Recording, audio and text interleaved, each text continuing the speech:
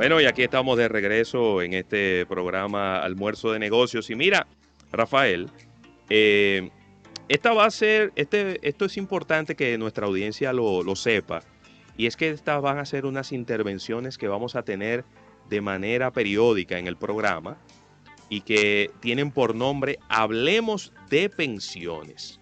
Y tenemos aquí con nosotros a el señor Héctor Salcedo de AFP Crecer, donde vamos a estar, en el día de hoy vamos a estar respondiendo algunas preguntas, vamos a estar hablando de algunos temas.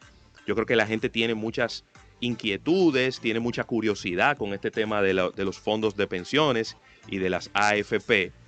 Pero lo importante es justamente que creemos estos espacios Claro, donde la gente pueda enviar sus preguntas, donde la gente pueda hacer sus inquietudes y donde podamos responderlas de la manera oportuna. Así que de verdad, darle la bienvenida al señor Salcedo y nada, hablemos un poco de estos temas de los fondos de pensiones que, como todos los temas en donde interviene el Estado, siempre son un poco controvertidos. Hay siempre gente que tiene una postura por aquí, otra postura por allá. Pero lo más importante de todo es que está ahí, que todo es transparente y que las preguntas se pueden hacer y que inclusive hay un organismo regulador de todo esto en donde usted puede ir y hacer todas las preguntas. Así que bienvenido al programa.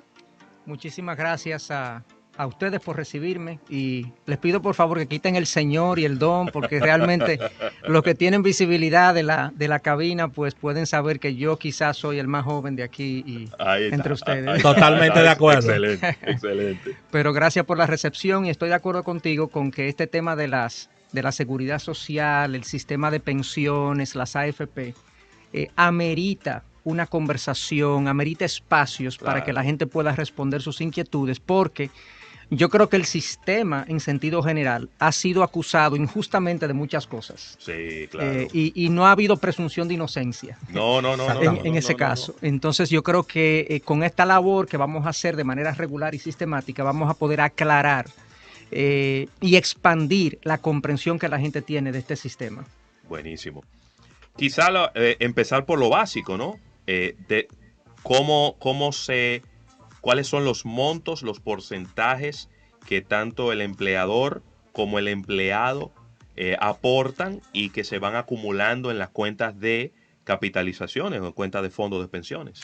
Sí, nosotros tenemos un sistema de seguridad social que se compone de la parte de salud y la parte de pensiones. Específicamente la parte de pensiones, que es la que nos interesa y nos compete. Claro. Más o menos la distribución de los aportes es un 70% el empleador, aproximadamente. Hay una pequeña porción adicional y un 30% el empleado. O sea que de un 9.97 que se aporta, el 70% de eso lo aporta el empleador y el 30% lo aporta el empleado. Y así es que opera en nuestro país el sistema de pensiones. En otros países es diferente, pero aquí es así. Buenísimo. Cuando ese dinero se va acumulando en esa cuenta y entonces uno empieza a recibir unos estados de cuenta y hay un proceso en el cual uno elige en cuál administradora de fondos de pensiones a cuál uno quiere pertenecer. ¿Qué pasa después de que yo empiezo a acumular ese dinero ahí? ¿Cuál es pudiéramos decir, cuál es la función de la administradora de esos fondos de pensiones? Sí, bueno, quizás esto me permite hacer un paréntesis de que todo país, toda nación tiene que decidir cómo va a financiar la vejez de sus ciudadanos. Excelente. Nosotros sabemos que pasamos todos por 3 etapas en la vida. Pasamos por la etapa de la dependencia, donde dependemos de nuestros padres o de nuestros tutores. Luego pasamos por una etapa de la independencia económica, se supone, ojalá que todos seamos independientes en algún momento de la vida, donde entonces generamos para nuestras necesidades y ahorramos para nuestro futuro cuando vendrá una etapa de la sobrevivencia, donde ya yo no tengo las capacidades productivas que tenía en mi etapa productiva y tengo que depender de lo que haya acumulado en mi etapa productiva. Sea eso que yo haya hecho un negocio, sea eso que yo tenga un patrimonio financiero, sea que yo haya acumulado, por ejemplo, inmuebles de los cuales viva. yo paso por esas 3 etapas. El país tiene que decidir cómo quiere resolver la etapa improductiva de los ciudadanos. Exacto. Claro. Y en el caso dominicano, se ha optado por un sistema privado donde se acumula fondos a lo largo de la vida productiva en cuentas de capitalización individual o unas cuentas de ahorro. Okay. Básicamente, a diferencia de otros países que tienen un esquema que le denominamos el de reparto, donde todo va a un fondo común y de ahí sale todo lo que se le paga a los que están pensionados en ese momento. Ese fondo de reparto o común tiene sus deficiencias a nivel de no ser sostenible en el tiempo por una serie de razones que por lo menos en este momento no las quiero, no vienen al caso, pero quería dar esa panorámica. Entonces, en el caso de nuestro país, las cuentas de capitalización a lo largo de nuestra etapa productiva, que son aproximadamente 30 o 35 años, que dicho sea de paso, la vida productiva de un individuo hoy en día se ha alargado significativamente, porque yo entro a trabajar a los 23, 24 años típicamente, y termino de trabajar a los 70 típicamente. O sea, la gente ya a los 60 es una edad corta para la jubilación. Así es. O sea, que estamos hablando de etapas de productividad de más de casi 40 años. Ese dinero que se aporta, en este caso, más o menos es un 8%, 8.4% que va a nuestra cuenta, de nuestro salario, va a nuestra cuenta de capitalización, va a la AFP que yo haya seleccionado, y la AFP tiene, por mandato de la ley, que asignarlo o invertirlo en las mejores opciones que el mercado ofrezca en un momento dado, haciendo uso de esos recursos de manera que se diversifiquen, se maximice la rentabilidad, se disminuye el riesgo, hasta que el individuo se pensione o salga de la vida laboral, digámoslo así. Eso es lo que se hace. Con relación a la parte que tiene que ver con los ingresos de las personas, e inclusive injustamente se ha culpado a las AFP de que al final son muy pocos los fondos, pero los fondos son directamente proporcionales al aporte y a los ingresos de la persona, es decir, de sus salarios. A mejor ingresos, ¿ustedes piensan que a medida que la República Dominicana aumente los ingresos de los trabajadores, de las personas per se, el ingreso per cápita, irá mejorando también lo que es la parte de la percepción y de lo que es la educación de las AFP? Si aumenta el ingreso, no mejora el porcentaje de pensión, que es lo que se conoce como la tasa de reemplazo. La tasa de reemplazo es qué porcentaje de mi último salario me van a dar como pensión. Por ejemplo, si yo tenía un salario de 50,000 pesos mensuales y yo me retiro con el 50% de mi último salario, es en realidad el promedio de los últimos 3 años, pero lo estoy simplificando. Con un 50% de mi último salario, mi pensión sería de un 25%. Si mi ingreso aumenta, no mejora la tasa de reemplazo. Ahora, si mi aporte aumenta, en lugar de un 8.4% que va a la cuenta de capitalización, yo lo subo a un 10 porque lo puedo hacer de manera voluntaria, o por normativa se sube a un 10 o a un 12, o también si se obtienen mejores tasas de rendimiento en el sector financiero o en las inversiones que hacen las AFPs, eso sí aumentaría mi tasa de reemplazo. Otra cosa que aumentaría mi tasa de reemplazo es que yo, en lugar de retirarme a los 60 años, me retire a los 65.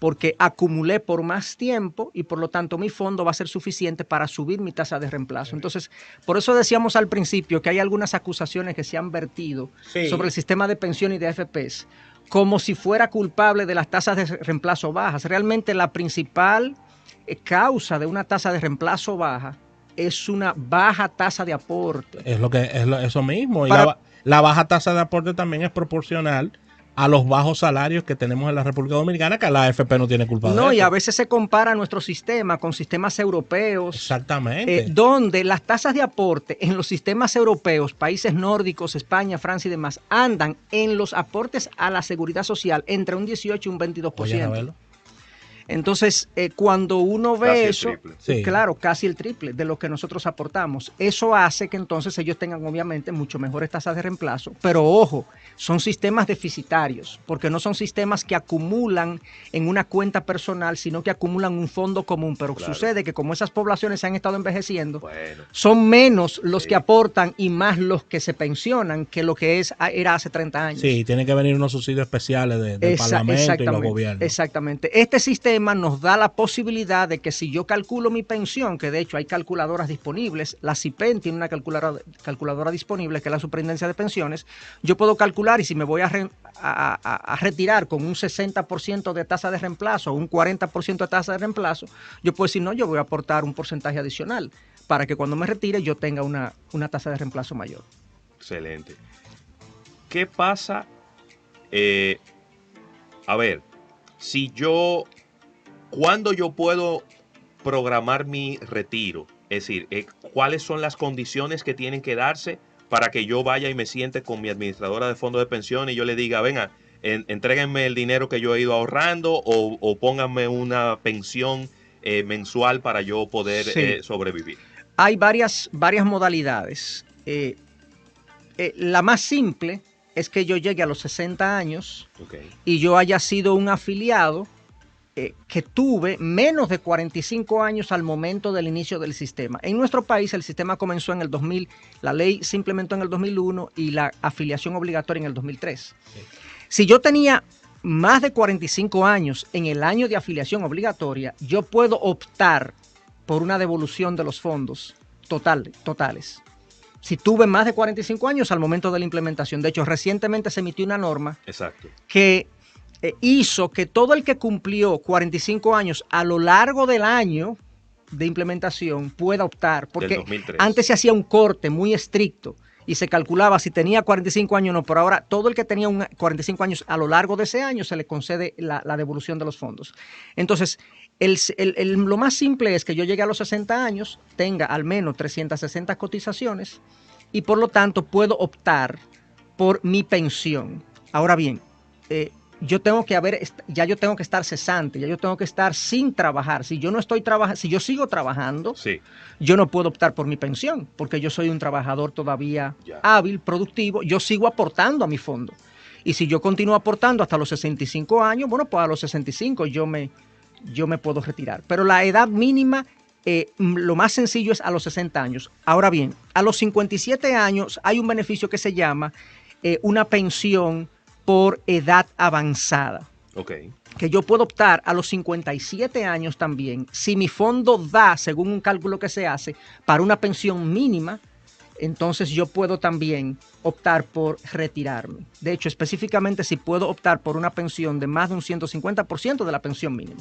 Hay algunas cosas que son más técnicas, pero entre 57 y 60 años ya yo me puedo retirar si tengo un cierto número de cotizaciones en mi fondo de pensiones. Si sigo trabajando, ¿para qué me voy a pensionar? Claro. No puedo tener un ingreso de salario e ingreso de pensión.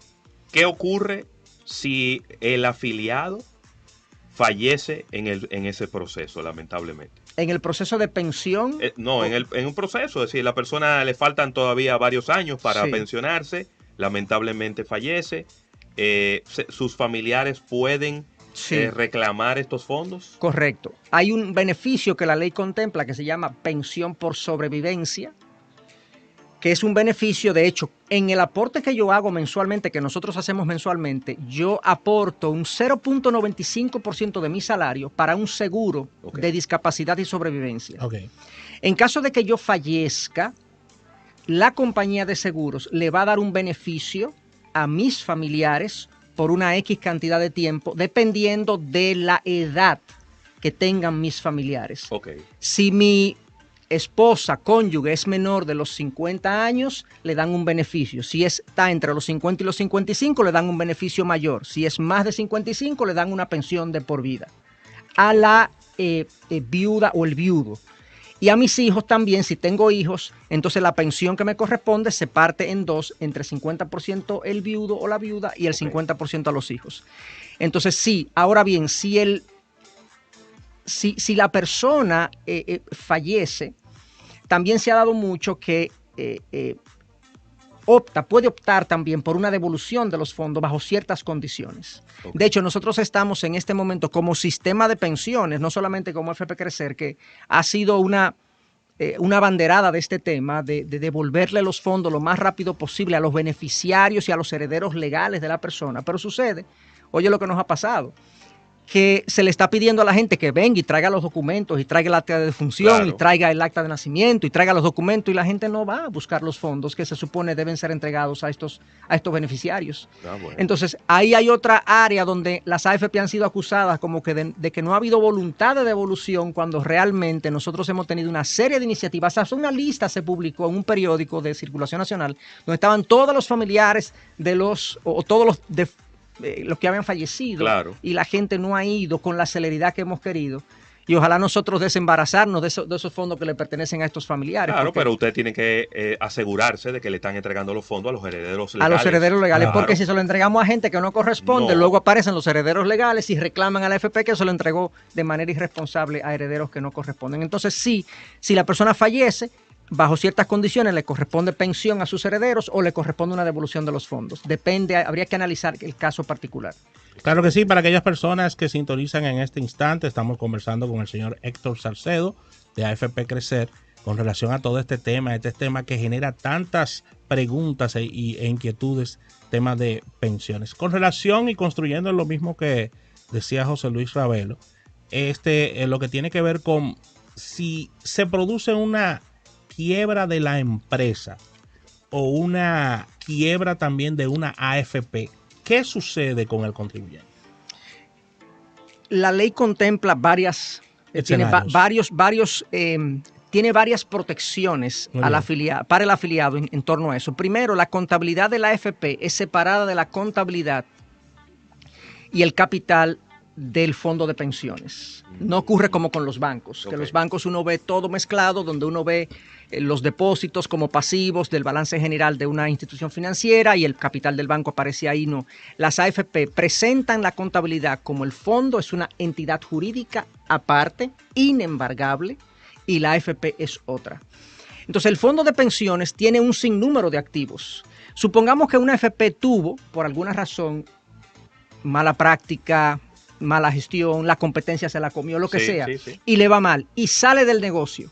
Bueno, los activos financieros en los cuales se invirtieron los fondos de pensiones siguen intactos, porque ahí hay activos que son bonos del Ministerio de Hacienda, claro, bonos del Banco Central, papeles y bonos de otras empresas, fondos mutuos o fondos de inversión, etcétera, etcétera. Eso se queda intacto. Es como cuando un papá, digamos, un cabeza de familia, muere, ¿qué pasa con su patrimonio? Sí. Se queda ahí.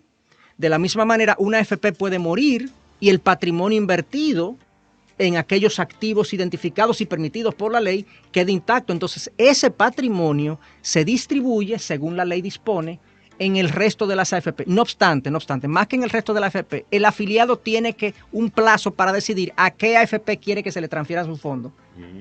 Y si en un plazo determinado no lo ha hecho, entonces se hace un mecanismo matemático de división proporcional en el resto de las AFP de los fondos que están ahí acumulados.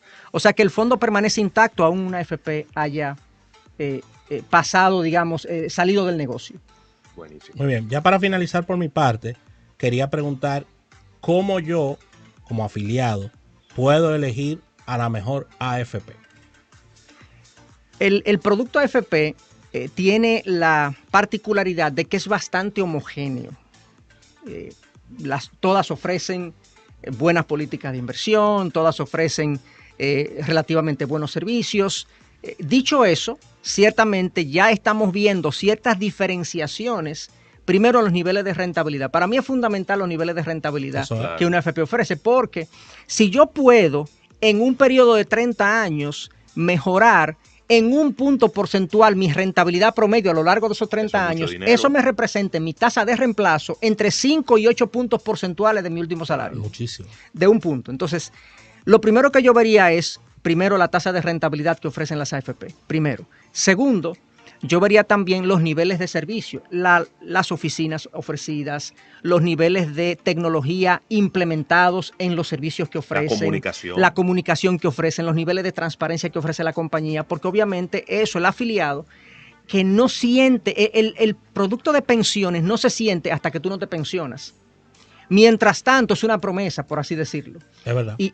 Y las AFP han estado tratando, en este caso Crecer ha estado tratando de tangibilizar lo más que se pueda el producto de pensiones y hacerlo cercano a través de mecanismos tecnológicos que acerquen la AFP a la gente, conociendo sus fondos, conociendo su rentabilidad, conociendo la dispersión de las inversiones, etcétera, etcétera. Entonces yo escogería una AFP en función de los niveles de rentabilidad y de los niveles de acercamiento que haya tenido esa empresa a sus afiliados. Muy bien. ¿Por dónde está la rentabilidad de AFP Crecer en estos momentos? La última a abril o mayo es 10.18%. Buenísimo. De los últimos 12 meses. En toda la existencia de esto es como quizás el broche de oro de los comentarios de hoy. La AFP Crecer ha ofrecido más de 12.50 en casi 20 años. Wow. Anual. El año pasado, la AFP Crecer ofreció una rentabilidad de 2 dígitos y todo el mundo sabe que los niveles de tasa de interés en el sector financiero, los bancos estaban pagando 4 o 5 por lo que tú llevabas. Y esta AFP ofreció casi 12% al cierre del año 2021 y sigue todavía en este momento con un 10.18%.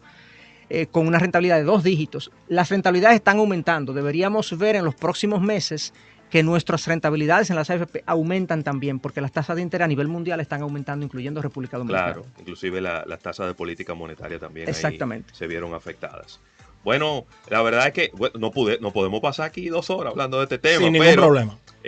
Tenemos aquí algunas interrogantes que las vamos a estar compilando para que la próxima vez que Héctor esté por acá con nosotros podamos responderlas. Pero bueno, yo creo que hemos respondido muchas interrogantes y vamos a estar ahí guardando todas esas inquietudes para la próxima vez que esto esté por aquí. Sigamos hablando de pensiones con AFP Crecer.